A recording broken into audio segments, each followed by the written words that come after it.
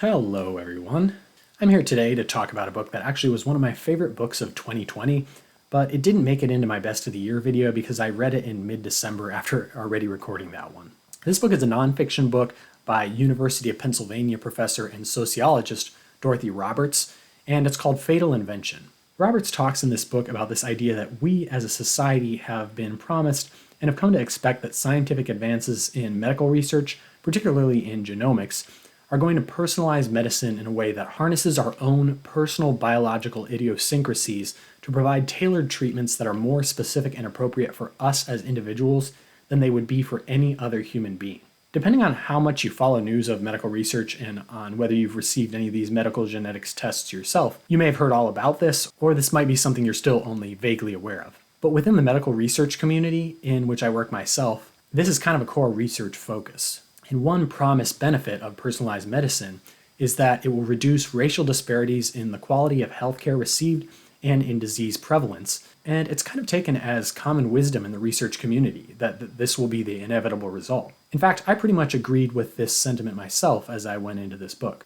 Dorothy Roberts, though, argues in this book, published originally in 2011, that the natural consequence of business as usual is not really going to be to reduce disparities, but actually it will simply reintroduce in a new way these antiquated notions of racial difference that actually don't have real foundations in biology. I'm going to be honest here, that's quite a claim. Some of you may kind of naturally have that intuition, while others like me will initially be pretty skeptical. But it certainly goes against the grain of what medical researchers, doctors, and other healthcare workers are taught, and against the common sort of prevailing wisdom in these environments. So what ultimately changed when I read this book? I'll say right here, if it isn't already obvious, that this is probably going to be one of my more academic reviews, and I'm calling it a deep dive. I am at least going to avoid using unexplained jargon or anything like that, but I am going to get pretty detailed, so if this isn't your type of book or your type of review, don't worry, there will be plenty of other shorter reviews coming for you right around the corner. Like I said, this was an excellent book, and it really did challenge a lot of my assumptions or just the prevailing wisdom that I've come to believe working as a biomedical researcher. This is also a really important book for the work that I do, and I gave it a rare 5-star rating on Goodreads. Now, I say this with just a minor qualification, which is that for a general reader who doesn't think about these specific topics on an everyday basis, it might not be at that 5-star level. It's still interesting and worthwhile, but it might not be quite as relevant for you as it was for me. If you're not super familiar with genetics and with medical research, you may be a bit apprehensive about picking up this book in fear of it being too technical, but I wouldn't really consider this a highly technical book.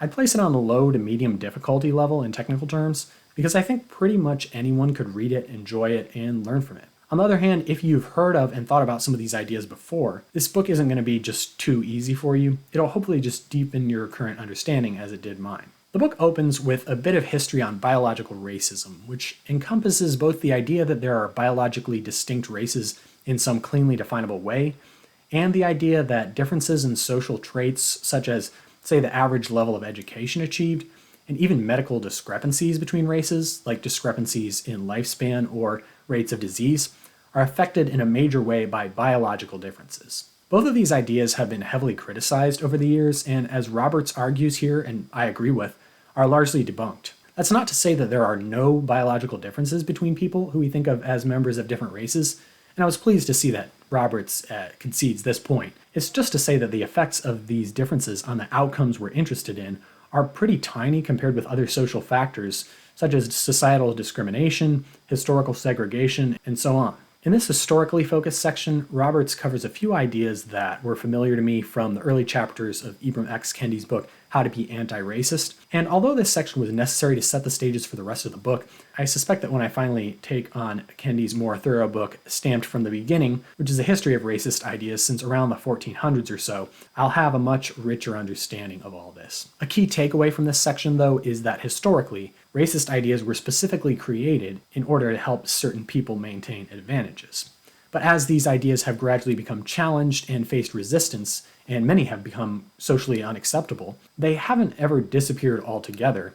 They've just been forced to adapt into new forms that people will allow to continue existing unchallenged. And for the rest of the book, Roberts will make the unsettling case that modern genetics is in some ways doing just that, enabling racist ideas to adapt into new forms under new names rather than replacing these ideas altogether.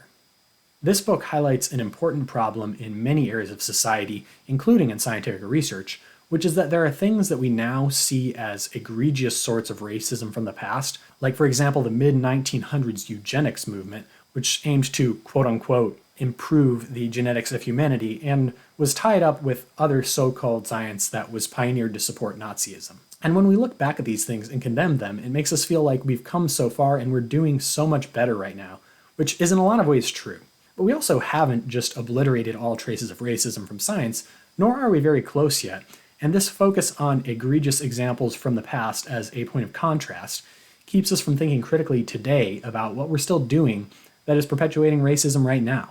Maybe early pioneers of eugenics thought they'd come a long way too, because they were anti-slavery, believed in equal rights, or at least claimed to, and were just trying to find actual biological differences between humans.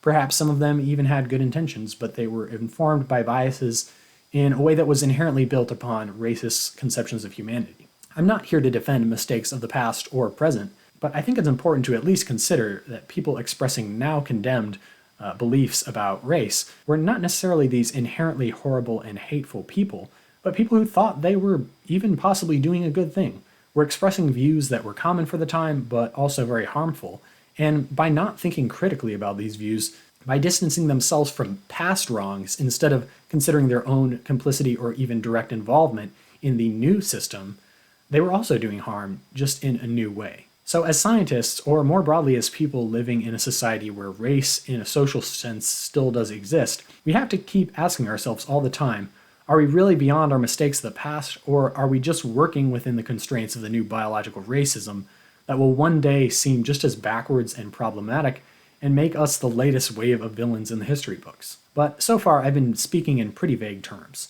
So what exactly is this new manifestation of biological racism that Roberts is suggesting here? One problem revolves around the inclusion of race as a factor in genetic analyses, or really around the over-attribution of actual meaning to race and racial differences when it's included as a factor. This can admittedly be really complicated, because if I want to, say, find genetic mutations associated with diabetes in a group of 100,000 people, it actually helps if these people are of the same race, or I'm going to say instead here have shared genetic ancestry, just to emphasize that what we collectively call races aren't always the same as genetically based relationships, and even these genetically based relationships can't sort us into clean and distinct groups either. But the idea, which I'm going to vastly oversimplify in my explanation here, is that it's easiest to understand genetic differences between groups of people who have a more recent common ancestor. Not because there's actually a big difference in the way the biology works, but because our genes are passed along in chunks that are easier to trace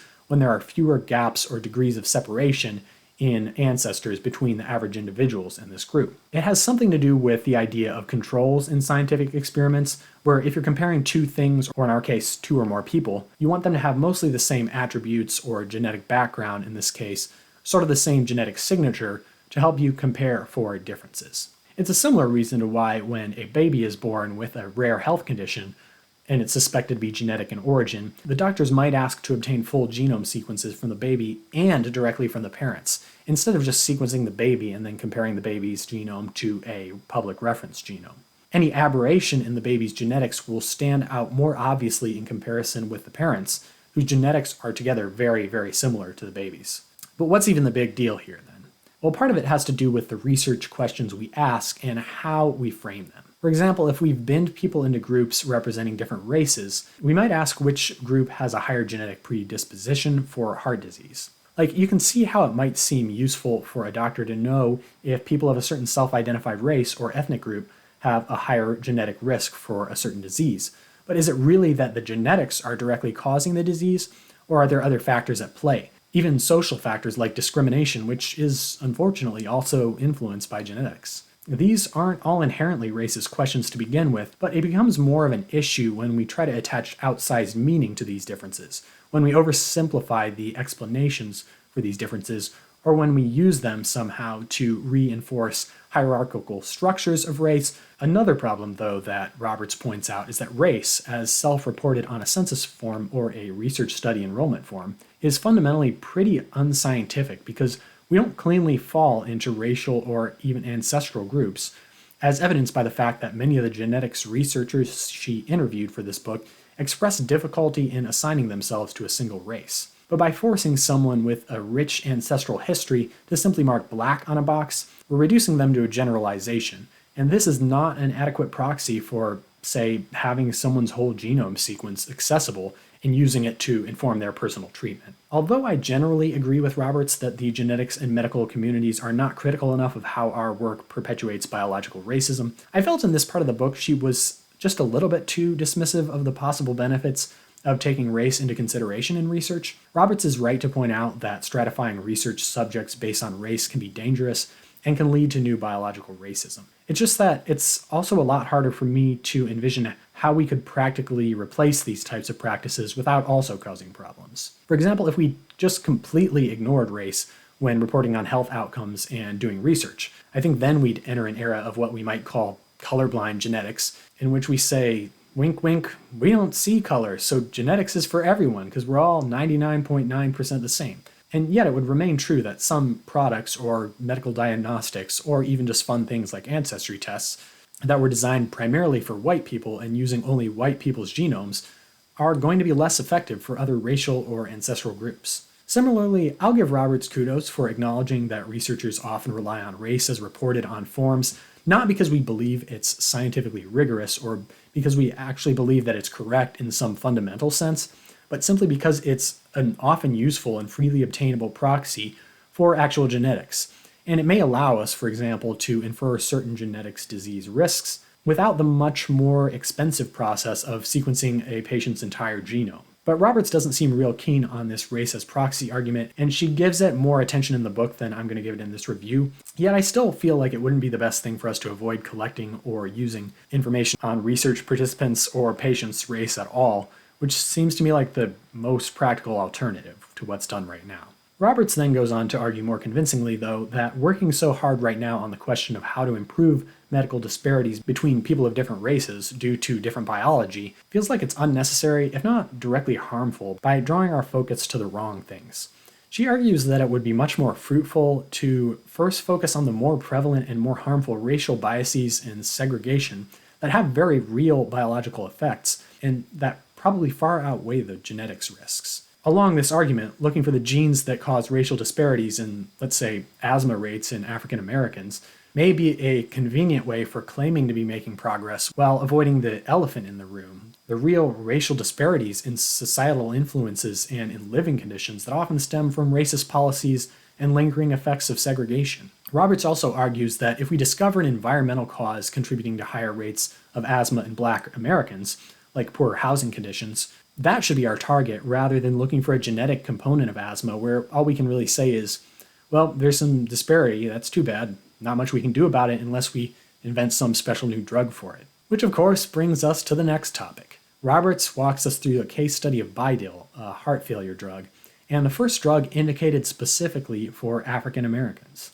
The only thing is, as we learn in this section, there's pretty limited evidence that it even works better for African Americans than for anyone else. For reasons involving expired drug patents, the drug's manufacturers didn't actually try to prove that it worked better for African American patients, nor that it would be ineffective for other racial identifications. At least as Roberts tells it, they had no interest in doing such a thing because it was all kind of a ruse to figure out how they could guarantee exclusive licensing for a reformulated drug whose original patent terms were nearing expiration. Lest I oversimplify this story, I'll point out that Bidil did have many supporters in the Black community who saw its approval as a real and positive step towards racial equality in medicine. However, Roberts' point, which I agree with, is that although it would indeed have been a good thing if researchers had developed a drug that simply worked way, way better for Black Americans, it's the opposite of a good thing if a drug that essentially hasn't been proven to work better for Black folks than for any other folks is marketed and hyped up as a race-specific drug.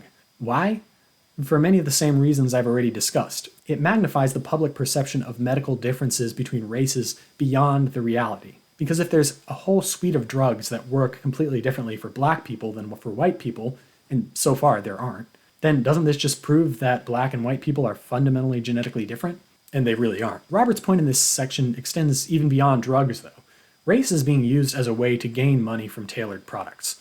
This is commodifying race, and in doing so, driving more of what we might call racial science research, rather than considering that maybe there just isn't that much difference, and that the important differences that do exist could usually be better and more effectively measured directly here instead of using race as a proxy, because they just aren't cleanly divided by races. Now, I will admit here, race-specific products are complex and certainly not always a bad thing. If we look outside the field of medicine, for example, race-specific makeup products or beauty products that aren't just designed for a generic white person may indeed be commodifying race, but I think most of us would agree that they really are a good thing. So a one-size-fits-all solution isn't always appropriate. The important distinction with the Bidell case, though, is that there's a difference between pursuing a many options approach in the case of something like makeup, where one size clearly does not fit all consumers, versus taking a product where really, as far as we know, one size does fit all, and using marketing tactics to make it sound like it doesn't. And here Roberts begins tackling several other subfields of genetics in which she predicts that the impacts on racial disparities will be less than encouraging. For one, she talks about the hot new market of ancestry testing, which has only grown since she published the book. There's a big appeal these days in using one's DNA to learn about one's own ancestry, and by now you've probably seen a TV commercial for 23andMe or Ancestry once or twice, if not more. This may all seem like good fun, but as the author points out, it can also have the side effect of reinforcing ideas about biological racial categories and magnifying perceptions of these differences, even if the company is selling it claim and probably do also hope that it does the opposite.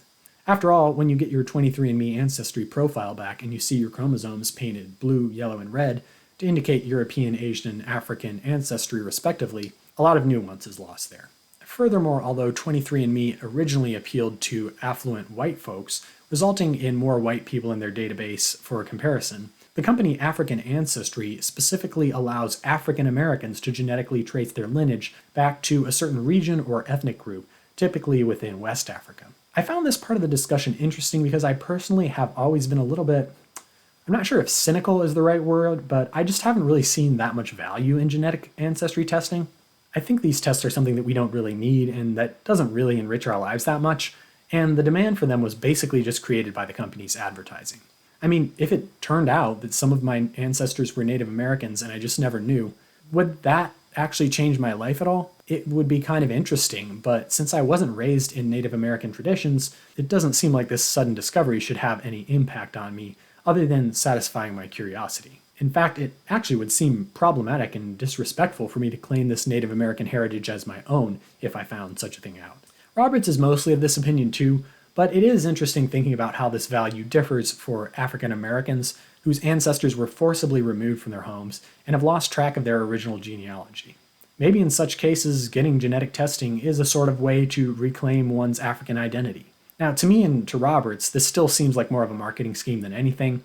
It's not that it can't be fun to do, just as white people like to use 23andMe, but as Roberts points out, taking a genetic test and being assigned to one's possible country of origin in Africa is still probably going to form a more superficial connection with a community in Africa than one would form from, like, just reading some books about modern experiences of folks living in a particular part of Africa, and learning about social issues in that area and forming a more organic connection in that way, regardless of whether it's actually the precise region from where one's ancestors originated. That said, though, I have my own experiences, and I could probably more or less trace my own recent ancestry as well as I could possibly want to, so I'm still a little torn on this, and I can't really speak for African Americans as to whether there's value in them for these kind of tests.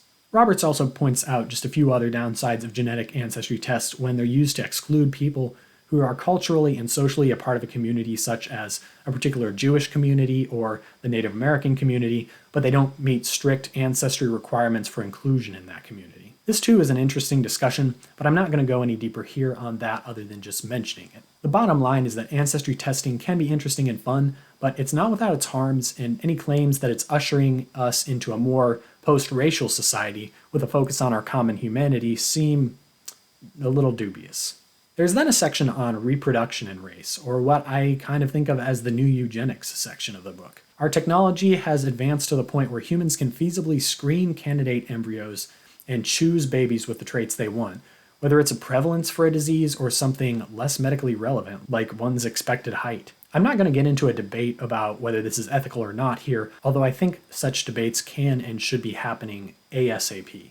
I'll just say, though, that when I was a college student, I've seen these ads in the college newspaper searching for egg donors of a particular race, a particular height, and with a particular SAT score, and they've made me feel extremely uncomfortable for many of the reasons described in this book. I've also seen ads for so-called genius sperm banks where they're trying to collect gametes from Nobel Prize winning men. There's sperm and egg banks for celebrity lookalikes.